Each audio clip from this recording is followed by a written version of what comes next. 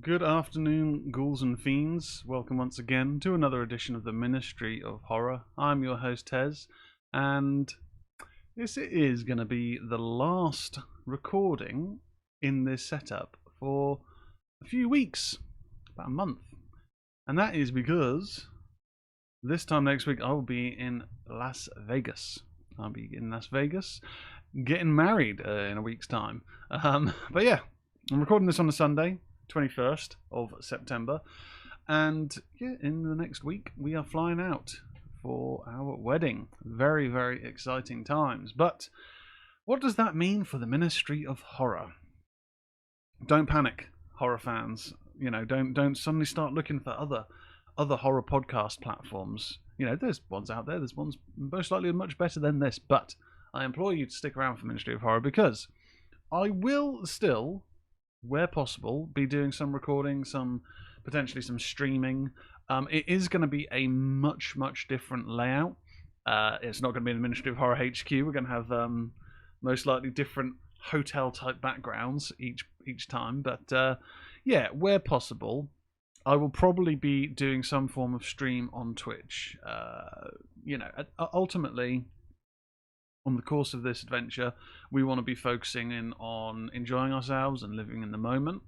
But we are going to a number of little horror hotspots, because obviously I'm a big horror nerd, and my future wife loves me. So we are going to be getting some footage. I mean, we're going to be vlogging a lot of the trip. We got this DJI Osmo Pocket 2, not the Pocket 3, because that is an extortionate amount of money, but managed to get this on eBay a while ago. So we're going to be getting some cool footage there. We're also going to, potentially be getting some cool footage from a different angle. I will just leave it at that at the moment, because who knows if I will crash that within a day. I'm hoping not, but that is a worry of mine. Very vague, but you can probably figure out what I mean by that.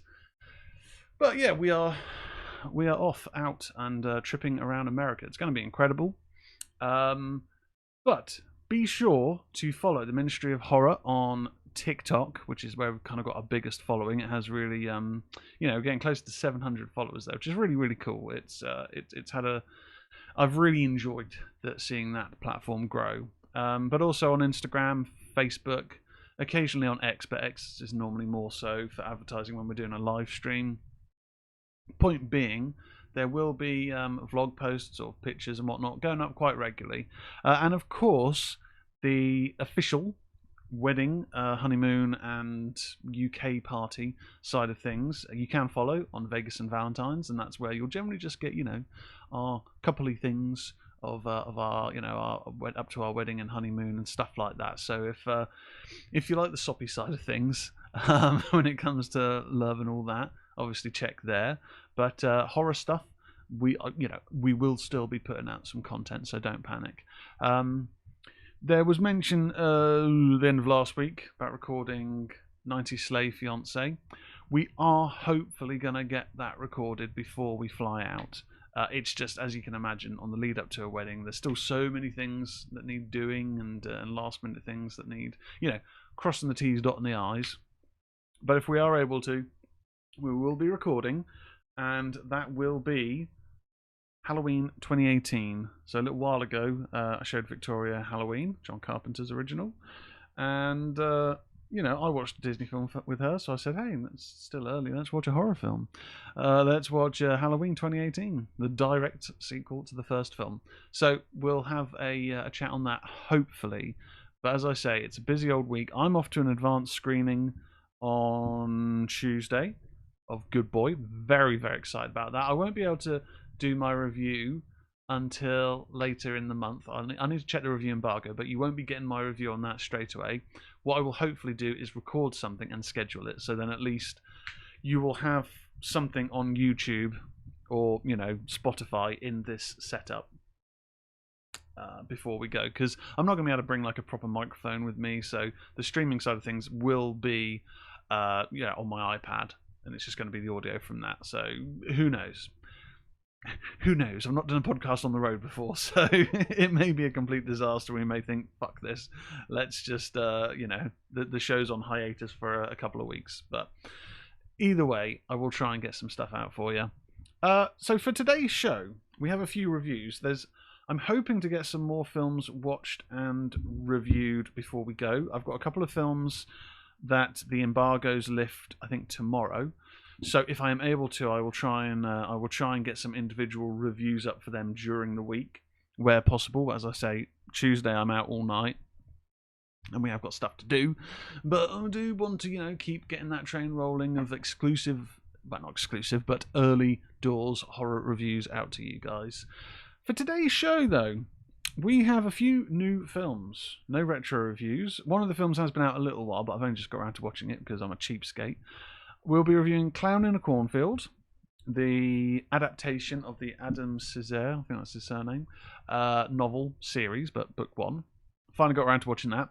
I had an advanced screener for The Man in the White Van, based on true stories. Have a review of that a bit later on. And then the main review for the night is going to be Night of the Reaper, a Shudder exclusive, I believe, that dropped on Shudder on Friday. That was quite exciting for me. I'd heard a little bit of buzz about it, not much about the plot, but just a bit of buzz of Night of the Reaper coming to Shudder. And Shudder has been, I've subbed with Shudder for a number of years. I have paused my subscription because I'm going away for a month, so why am I going to spend £5 to not watch anything? So I've paused all my subscriptions for the coming month, even Paramount Plus, where I watch trashy reality TV. I know it's going to be difficult, but for the last couple of months, they just have been really piss poor at putting on new content regularly, or even just fresh, good classics, whatever. The release schedule had been one film a week, and maybe 1 week there was nothing. It's been really, really bad, and especially when people are paying, money each month, you expect to have some new releases with some regularity. It's not really been that good, especially when you compare it to the US releases, which have been chocked full of really, really cool looking stuff. Like Clown in the Cornfield, they've got that in America, we haven't. Dangerous Animals, they've got that in America, we haven't, although it is on MGM Plus. So I think I've still got a free trial there, or a £1 a month trial there, so it's worth watching is my point. But Night of the Reaper has landed, and it felt cool again to be like, oh, it's Friday, there's a new film on Shudder. So I was quite excited about that, Just, horror releases excite me, not in a weird way. Anyway, video game wise, my video gaming recently has just been little spats here and there, and it has been Assassin's Creed Shadows predominantly, and Football Manager, of course, 2024. So no horror gaming for a little while, but when we are back from honeymoon and things are hopefully quieting down, I will see if I can get back onto doing some Twitch, because I appreciate everyone that still subscribes to the Twitch channel. It's very, very cool, and that's kind of it for the new bits. I'm not bothering with all the audio bits for today's show. I just want to kind of get through a few things. I've still got general chores and stuff to do, and the poochies need a good walk, so we're gonna breeze through things quite swiftly. And with that, we're going to get into the horror news. So, as per usual, all my horror news comes from bloodydisgusting.com. Be sure to follow them on socials, check them out. All good stuff from those guys there. So, first up is from Friday, the new horror releases of the week. Comes from John Squires. From director Chuck Russell, A Nightmare on Elm Street 3, Dream Warriors, and The Blob, the horror remake Witchboard is now available on digital at home from Paramount. Russell co-wrote the reimagining of the 1986 horror cult classic with Greg McKay. After a young woman unearths an ancient spirit board, those closest to her begin dying in shocking ways. Now, her remaining friends must stop the curse before it takes them all. Madison Isman, Aaron Dominguez, I'm awful with names, I apologise, Melanie Johnson, Charlie Tahan, Antonio Desplat, and Jamie Campbell-Bower star. So Jamie Campbell-Bower, I believe, is it not Valak? Oh God, what's the snappy person? The snappy person from the latest season of Stranger Things. I've gone completely blank on his name. I will be doing a rewatch of Stranger Things before the new season drops. But yeah, that looks decent. Next up, Salvation is only for those who want it in A Mother's Embrace. The Brazilian cosmic horror film is now available on VOD outlets, streaming exclusively on Screenbox. In 1996, a young firefighter and her team are called to help an old people's home that is at risk of flooding during the worst storm to ever hit Rio de Janeiro. As they try their best to evacuate the elderly, the firefighter soon finds that something sinister is lurking beneath the surface, and the residents are not as innocent as they first seemed. Entangled in their web, she must fight through her own traumatic past to escape. Christian Ponce directed A Mother's Embrace. He also did History of the Occult, which I've not seen.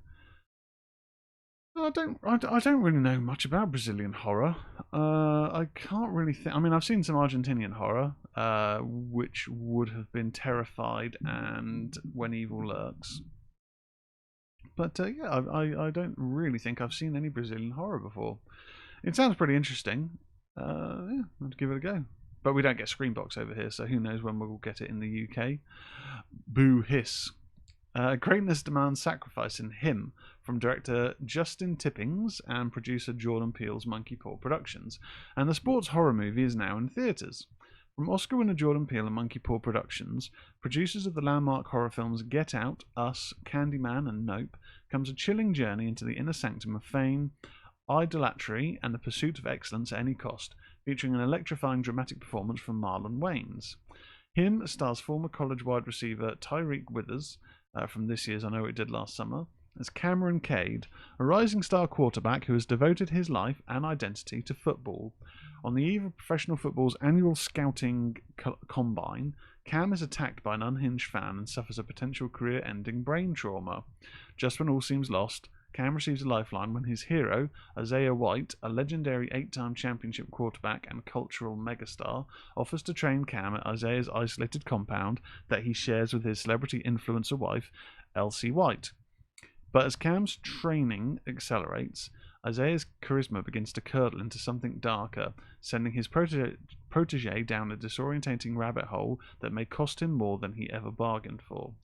The film features a dynamic supporting cast including alternative comedy legend Tim Heidecker and Australian comic Jim Jeffries, plus MMA heavyweight fighter Maurice Green and hip-hop phenoms Guapdad 4000 and a Grammy nominee Tierra Whack, all three in their feature film debuts. So I've seen the trailer for this at the cinema a couple of times. It doesn't really look like my sort of thing, and the initial reviews, have been particularly piss poor. Now, you can't assume everything from reviews and think, well, I won't watch this. I mean, I remember as a kid seeing I used to read the Friday or Saturday newspaper that would have the film reviews in it. I'd always read the sport and the film reviews. And I remember when I Still Know What We Did Last Summer came out, it had like quite scathing reviews, and I thought, oh, well, that's a shame because I really liked the first film, but it doesn't sound like the second film was very good, so I never watched it. And it's fun. It's fun. It's not as good as the first, but it's got some good little chase scenes, good kills. Yeah, it's decent. It's a bit silly, but it's fun. So the point being is you can't always just assume, you know, if you have any interest in the people behind the film or the story, then it's kind of just a case of give it a watch, make your own mind up. But yeah, I have heard quite scathing things of this so far. So for me, I probably won't be going to the cinema to watch it. I mean, I won't be going to the cinema to watch it because I'm not that interested in watching it. But when it is out on a streaming service, I will give it a go and see what it's like. Because it looks like they're, you know, it could be interesting. Doesn't really look like my sort of thing, but anyway, their webpage has frozen. So what have we got next? Sophie Turner of Game of Thrones fame gets bloody in the psychological survival thriller Trust, which is now available on digital outlets at home after a limited theatrical release. The film comes from director Carlson Young and writer Gigi Levangie. In Trust, a Hollywood star retreats to a remote cabin, but she's not alone. Betrayed by the man she trusted most, she's trapped in a brutal game of survival. Reese Coiro, Billy Campbell, Peter Mensa, Forrest Goodluck, Gianna Paolo, Renata Vaca, and the legendary Katie Sagal star alongside Sophie Turner in Trust. Trust is rated R for violence, language, some sexuality, and drug content. Okay, yeah, interesting. I mean, I initially thought when reading that it kind of sounds a little bit similar potentially to the setup for Revenge, Coralie Faget's film, it's brilliant. It's really, really good. Obviously not exactly the same. The girl in that wasn't a film star, but yeah. I mean, Sophie Turner's pretty good. There we go. Next up, in horror, Halloween spells bad news for babysitters. Something a college student discovers the hard way when a masked killer resurfaces in Shudder original Night of the Reaper. Night of the Reaper, which hails from director Brandon Christensen, who did Stillborn, Zed, Superhost, and The Puppet Man. I've seen Superhost, and that was good. And they're all pretty much Shudder exclusives, I believe. Is now streaming exclusively on the Shudder platform. We'll talk about that a bit later on. There's no point in me kind of going through the blurb now, because we will be discussing that quite a bit later on in the reviews. Director Neil Marshall's latest film is the erotic thriller throwback Compulsion, and the film debuted at home today from Saban Films. Neil Marshall, of course, of Dog Soldiers and The Descent fame. Marshall's Compulsion has been rated R by the MPA for strong bloody violence, grisly images, strong sexual content, nudity, language throughout, and brief drug use. Anna Marie Sekluka stars alongside Charlotte Kirk. Deadline detailed, inspired by such notable erotic thrillers of the 80s and 90s as Fatal Attraction, Basic Instinct, and Single White Female, Compulsion centers around the dynamically twisted relationship between two women as both become embroiled in a series of horrific murders on the island of Malta. Kirk's character, Diana, is described as a flamboyant and ruthless thief. Sekluka's Evie as a seemingly innocent young woman with a troubled past and a dark secret. Zach McGowan, Julia Giorietti, Cynthia Monreal from The Beyond, wow, and Harvey Dean also star in Neil Marshall's new movie.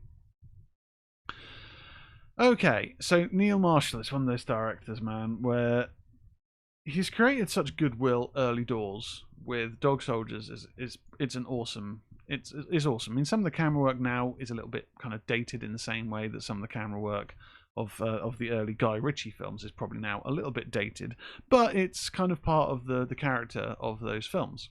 And The Descent is it's still bone chilling.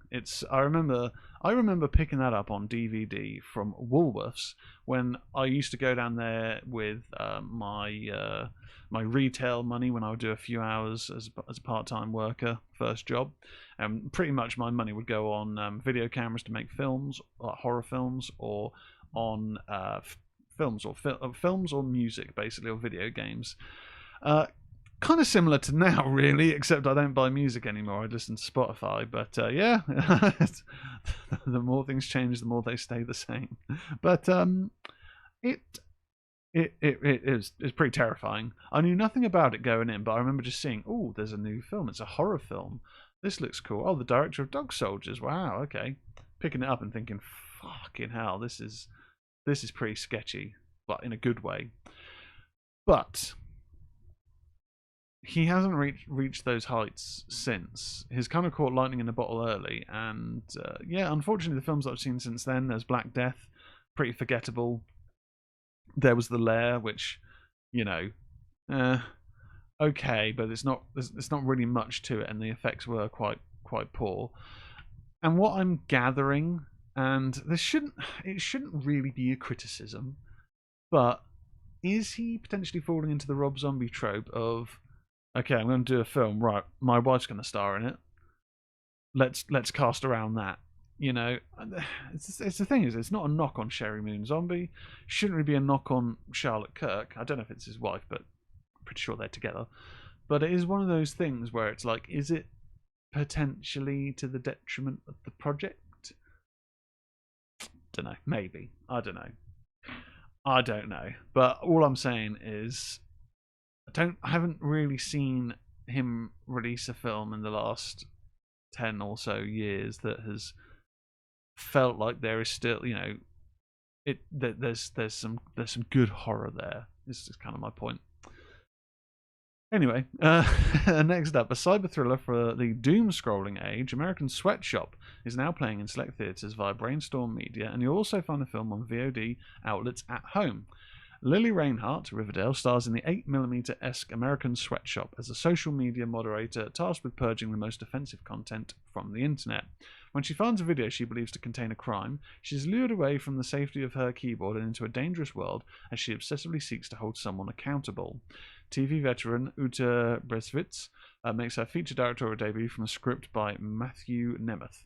Daniela Melchior, Jeremy Ang Jones, Josh Whitehouse, Tim Plester, Christiane Paul, and Joel Fry round out the cast. It sounds pretty interesting, but it does also, to me, sound initially like, is this a little bit like Censor? And Censor is incredible. Censor is one of those films that just, I was gripped from the outlet of watching that. I just think it was just engaging, dark, twisting, with an awesome finale. And it doesn't give you all the answers, but it gives you enough to make your own conclusions. And it generates conversation, which is cool. So potentially there's an element of that here, but for a modern perspective, because Censor is set in the 80s during the Video Nasty world. So yeah, I'm not sure. Anyway, that's it for the new films. Let's have a little look at some other horror news. So, a trailer has dropped for Anaconda, the Paul Rudd and Jack Black remake of the 1997 monster movie with a bizarre meta-comedy twist. John Squires writes, Paul Rudd and Jack Black lead the cast of Anaconda, a brand new reboot of the franchise starting 1997 monster movie that's taking a wholly unexpected meta approach. In this year's Anaconda, slithering into theatres on Christmas Day, Rudd and Black play best friends who attempt to remake Anaconda and end up in their own real-life horror movie. The official trailer is out now. Chatting with People, Jack Black describes the film as an exciting mix of comedy and horror. He adds, buckle up for the thrill ride of the season, Anaconda is coming. It's a lot funnier than the original, he told EW, but it does have a lot of the original vibes in terms of the scary parts. It's a horror movie for real, but it's also got some clowning for sure. Anaconda swims into theatres on December 25th, 2025. Thrandy Newton, Steve Zahn, Selton Mello, Ione Skye, and Daniela Melchior also star. In Anaconda's big screen return, best friends Doug and Griff have always dreamed of remaking their all-time favourite movie, the cinematic classic Anaconda, but things get real when an actual giant anaconda appears, turning their comically chaotic movie set into a deadly situation. The movie they're dying to make, it might just get them killed. Tom Gormican is scripting and directing. The original film was directed by Luis Losla, and it featured an ensemble cast including Jennifer Lopez, Ice Cube, Jon Voight, Eric Stoltz, Owen Wilson, and Danny Trejo. Okay, and it had 3 sequels between 2004 and 2009, and an Anaconda franchise most recently battled the Lake Placid franchise in a 2015 crossover. I've never seen any of the sequels or the crossover. I've heard not good things, so I've not sought them out. But hey, maybe, based on the point earlier on, I need to watch them myself and make my own mind up. Or save myself the terror. But I have watched the trailer for this, and it's weird initially because you're just like, okay, how's this? Why is this called Anaconda? Like, it's clearly not an Anaconda remake, but it does look fun. I mean, Paul Rudd and Jack Black, you can't really go wrong with those two, I would say. So I'm quite excited to watch that. I do think, when a horror comedy is done well and it mixes some good tense moments with a lot of good humour, Shaun of the Dead did it perfectly. Tucker and Dale vs. Evil was really good. It's a lot. It can be a lot of fun. It's just, it is one of those areas of film genre that if it isn't very funny, it can just be grating. I've seen plenty like that, so I have high hopes for this. Next up, The Boy in the Iron Box. Guillermo del Toro producing horror movie from The Empty Man director. John Squires writes, Guillermo del Toro and Chuck Hogan's novella series, The Boy in the Iron Box, is getting a film adaptation at Netflix, THR reports, with del Toro and Hogan on board as producers. Rupert Friend, Kevin Durand, and Jaden Martell will star in The Boy in the Iron Box, which brings the 6-part novella series to life. David Pryor wrote the script and will direct the movie. The Hollywood Reporter details, published by Amazon Original Stories for its Kindle platform last year, the story told of a group of mercenaries that crash land on a remote snow summit. Taking refuge from wolves in a long-abandoned fortress, the men find a concealed pit with a box wrapped in chains. Terrors are soon unleashed. Friend will play the leader of the group, a man named Leave. Durand is one of the mercenaries, while Martel is the titular boy in the iron box, the site's report goes on to detail. Stay tuned for more as we learn it. I've never actually read any Guillermo del Toro or Chuck Hogan novels. I mean, I do have on my Kindle the first book of The Strain, because I did really enjoy The Strain initially. I mean, it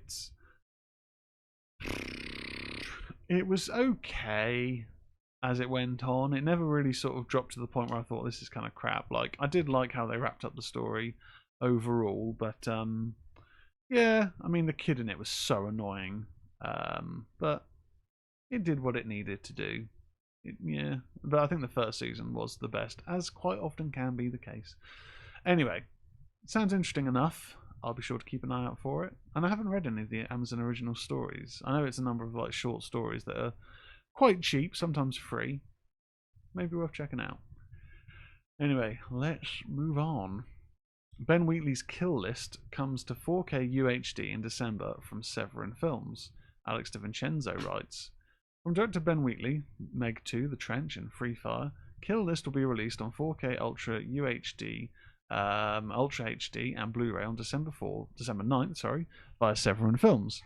The 2011 British slow burn horror film has been newly scanned in 4K from the 35mm digital intermediate negative with HDR10. So you have two discs. One's the 4K UHD with a number of audio commentaries. Second disc is a Blu-ray. You've got the same audio commentaries with a number of additional bits and bobs. When an on-edge family man, an unemployed contract killer, accepts a new assignment of 3 separate targets, the list will drag him to the edge of madness and plunge him into the depths of hell. Neil Maskell, Mayanne Buring, and Michael Smiley star. Wheatley co-wrote the script with frequent collaborator Amy Jump. Yeah, Kill List. I mean, talking about censor earlier on, Kill List is another of those kind of films that you watch it not really knowing too much about it, and oh god, it sticks with you. I mean, I still don't necessarily fully understand exactly what the cult is all about in it, but it's dark. Like the first target, there's a bit when you hear some audio, like they found some evidence on their first target. And it's just like, oh, Jesus Christ. And when it gets to the finale, when they've gone to their last target and they end up getting hunted through the woods, it's really dark, like visually dark, but also is quite disturbing, and then it leads to a really horrifying finale. Again, don't fully understand everything into it, but that can sometimes be fun, you know, to try and work out exactly what was going on.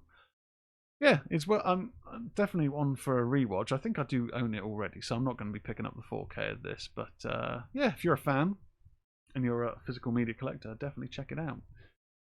And then finally, in the horror news, The Strangers Chapter 2 gets a new poster ahead of its Fantastic Fest premiere. Megan Navarro writes, The Strangers Chapter 2 makes its debut tomorrow at Fantastic Fest, and we've got an exclusive new poster that puts its heroine in the centre of danger. The second chapter in the trilogy premieres tomorrow, September 20th, so it's already premiered. Just over 1 year after The Strangers Chapter 1 kickstarted a new trilogy of terror tales, Lionsgate is getting set to unleash The Strangers Chapter 2 in theatres on September 26th. Here's the official synopsis. The Strangers are back, more brutal and relentless than ever. When they learn that one of their victims, Maya, is still alive, they return to finish what they'd started.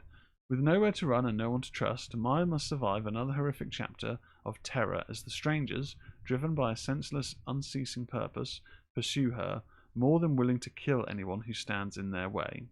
Rennie Harlin directed both Chapter 1 and 2, as well as the upcoming Chapter 3. I mean, The Strangers Chapter 1 was quite shit, to be honest. I mean, yeah, I like The Strangers. I like The Strangers Pray at Night, but they are kind of one and done watches for me. I've never found myself being like, oh, I really want to give it a rewatch. They're fine. There's nothing really. Oh, excuse me. See, talking about strangers makes me feel tired. There's nothing particularly memorable in those films, and Chapter One I did think was quite bad. So I'm not really that interested in seeing the story continue. I know that the trilogy was shot back to back to back, but again, when it lands on Prime, as I think Chapter One landed on Prime, I'll give it a watch. I'm not holding out much expectation there, to be honest. So there we go. That is it for the horror news. We're now going to jump straight into horror reviews, and we're going to start off with the recent release, which is now available to rent or purchase at home, of Clown in a Cornfield. So with all the reviews, what I'm going to do is I'm going to talk a little bit about the plot of the film without really going into proper spoilers. I will go into my thoughts, the highs for the film, the lows of the film, then I'll give it a score out of 10. The Clown in a Cornfield is a 2025 American slasher film directed by Eli Craig and written by Craig and Carter Blanchard. It's based on the 2020 novel of the same name by Adam Cesare and stars Katie Douglas, Aaron Abrams, Carson McCormick, Kevin Durand, and Will Sasso.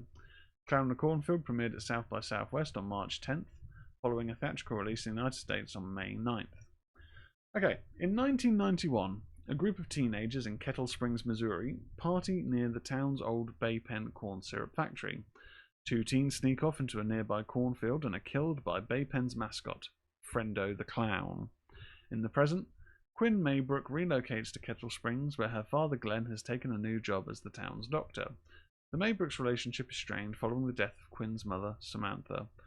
Quinn befriends Cole, the son of Kettle Springs Mayor Arthur Hill, and his friends Janet, Matt, Ronnie, and Tucker.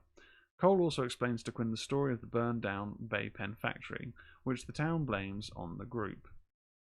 While she overhears a horror parody video featuring Friendo, Quinn spots a second mysterious Friendo in the background. Meanwhile, Tucker is stalked outside his home by another Friendo, who secretly breaks in and kills him.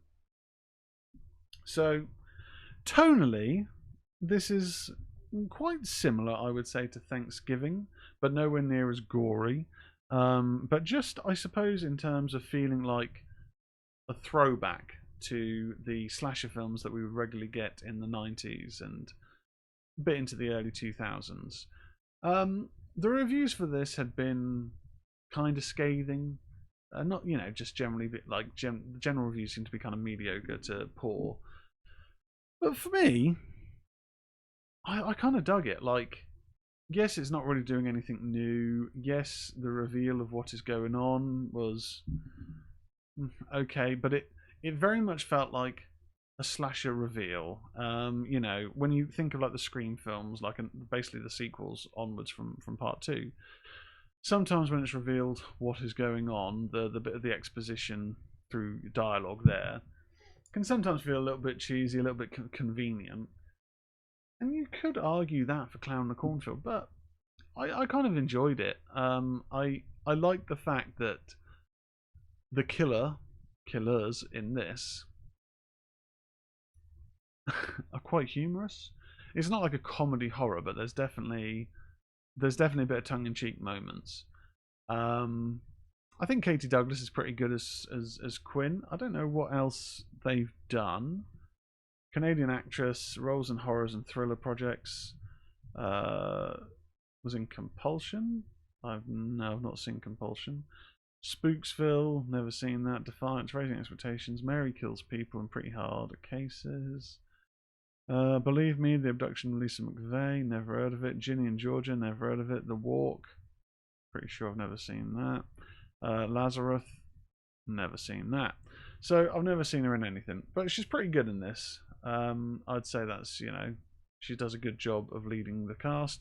Aaron Abrams, I've seen a few different things. Again, can't really say exactly what, but Kevin Durand and Will Sasso. I mean, Will Sasso is one of those comedy actors that he's very, very funny. He's very engaging. He's very charming, and I don't really know what's happened with his career. He just doesn't feature in that much. Like, I remember seeing him on a TV show. I think it might have been called Less Than Perfect years ago, and he was quite humorous in that. And I know he's done Mad TV, yeah, Less Than Perfect, a few other little things here and there.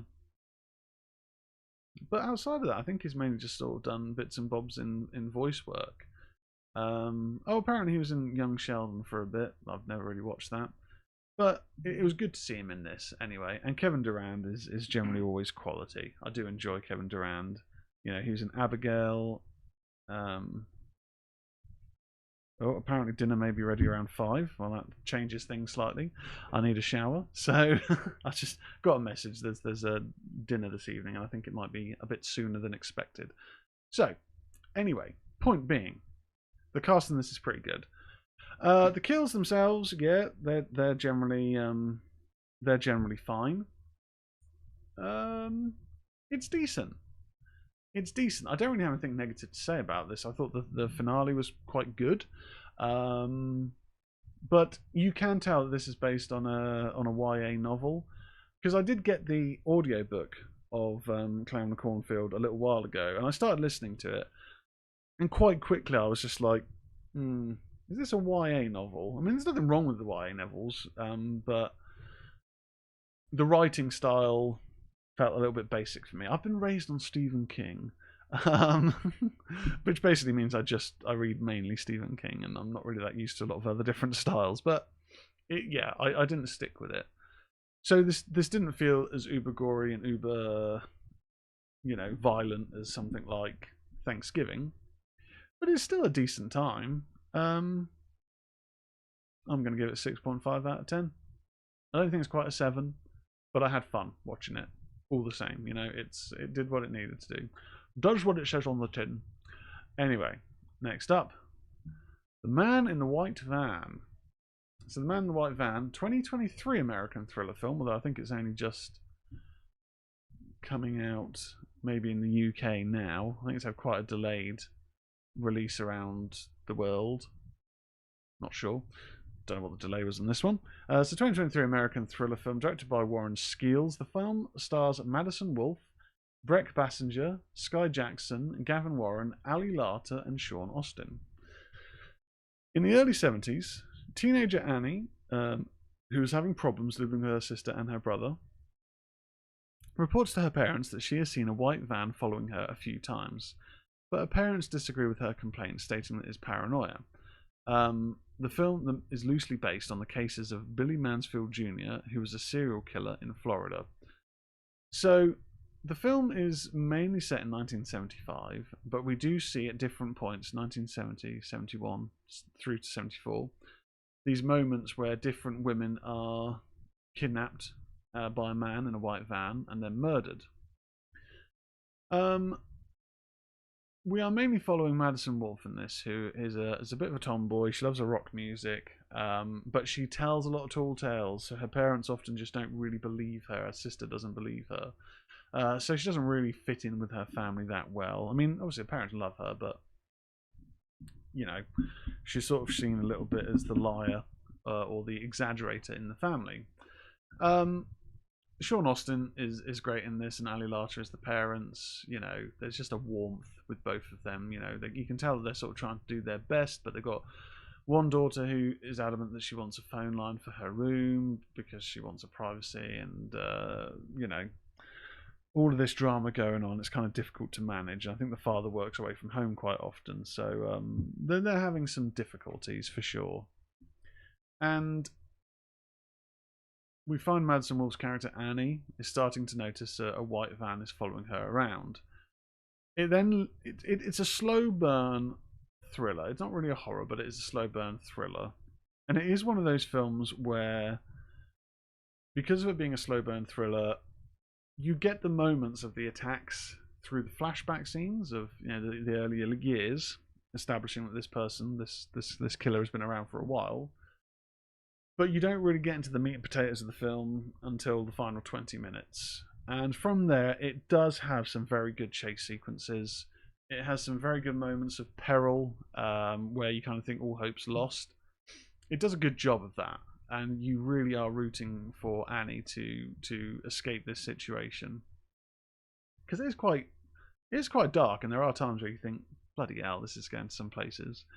But I did like that at the end of the film, not obviously giving spoilers away, but as you get to the end of the film, the credits are detailing that this film has been made in conjunction with a number of these charities for missing people, and all of the various missing cases over the years where white van has been associated or whatever, but people just going missing and never heard from again. No news, no discovery of what has happened to them, and the impact that has on the families. So I appreciate that. I thought that was quite an interesting touch there. Yeah, so as I say, performances wise, and this is good. It is a slow burner, but yeah, it's definitely worth your time if you like a good thriller, especially as the basis on true stories. But it's not following a particular true story. Like, this story is based on so and so.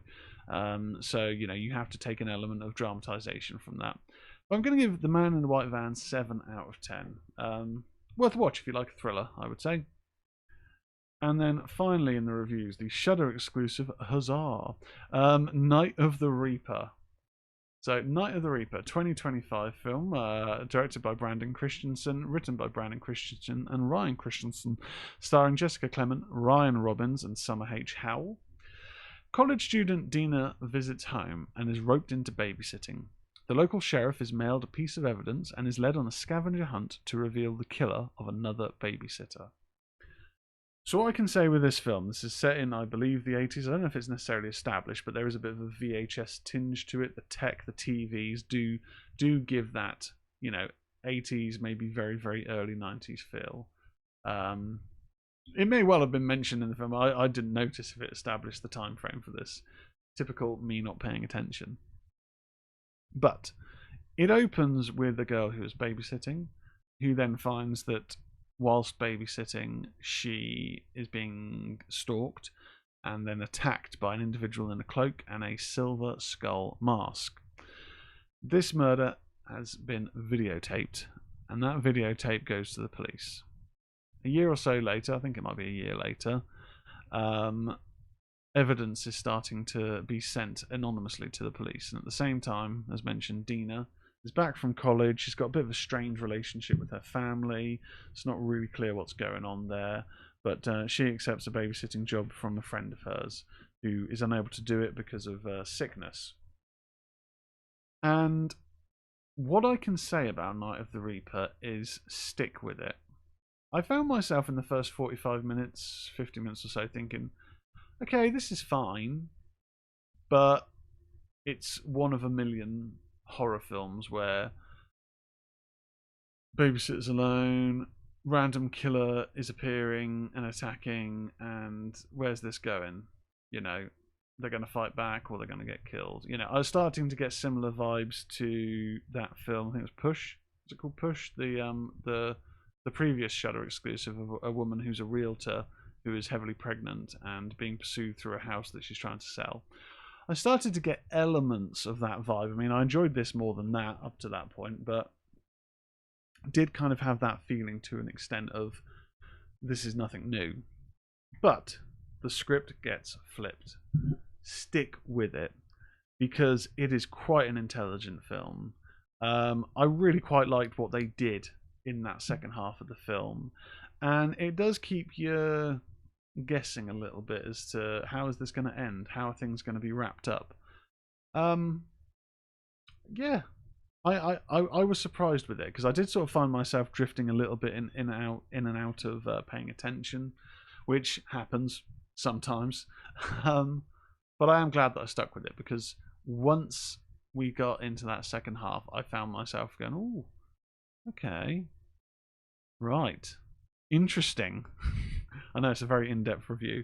Yeah, Night of the Reaper is available right now on Shudder. I'd recommend giving it a watch. I'm going to give it a 8 out of 10.